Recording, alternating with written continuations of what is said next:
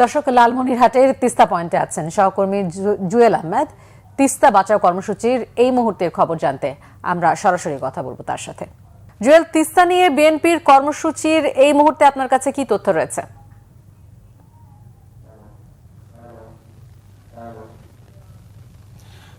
শিপাত, নতুন তথ্য বলতে হচ্ছে যে ঠিক দুপুর 1:45টায় মির্জা ফখরুল ইসলাম আলমগীর এই পয়েন্টে এসেছেন এবং বৈষম্য নিরসন আন্দোলনের যে সেমিনার হয়েছিল, যে সেমিনারের মধ্য দিয়ে আজকের কর্মসূচির সূচনা হয়েছে, সেই সেমিনারে তিনি অংশ নিয়েছেন। তিনি নদীপাড়ের মানুষের বক্তব্য শুনেছেন। সেমিনারে যারা অংশ নিয়েছিলেন নদীপাড়ের মানুষ, বিভিন্ন বিশিষ্টজনরা, শিক্ষক এবং আইনজীবীরা, তাদের কথা শুনেছেন। 1 ঘন্টার সেমিনারে তিনি অনেকক্ষণ ছিলেন। তারপরে দুপুরের নামাজের বিরতি দেওয়া হয়েছে। বিরতির পরে কিন্তু তিনি এই যে মঞ্চে আমি আছি, আমি একটু দেখাতে চাই, এই যে সমাবেশ স্থলের যে মঞ্চ, সেই মঞ্চে তিনি উঠবেন এরকমটি তথ্য আমাদের জানিয়েছেন আজকের এই আন্দোলন কমিটির আহ্বায়ক যিনি আছেন অধ্যক্ষ আসুদ হাবিদুল্লাহ, তিনি এমনটাই জানিয়েছেন।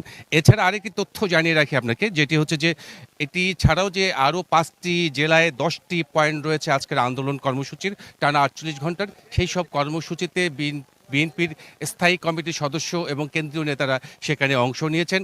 আরও রয়েছেন বামপন্থী নেতারাও, তারা অংশ নিয়েছেন। আমাদের যে সহকর্মী রয়েছে তাদের কাছে আমরা জানতে পেরেছি। আমি একটু দেখাতে চাই যে আপনি যে দেখছেন পিছনে তিস্তা সেতু রয়েছে, সেতুর নিচে অর্থাৎ তিস্তার বুকে কিন্তু আজকের এই আয়োজন করা হয়েছে। হাজারো মানুষ এখানে সমবেত হয়েছেন, যে যার মতো করে আসছেন। ধন্যবাদ। জুয়েল আহমেদ জানাচ্ছিলেন তিস্তা পয়েন্ট থেকে।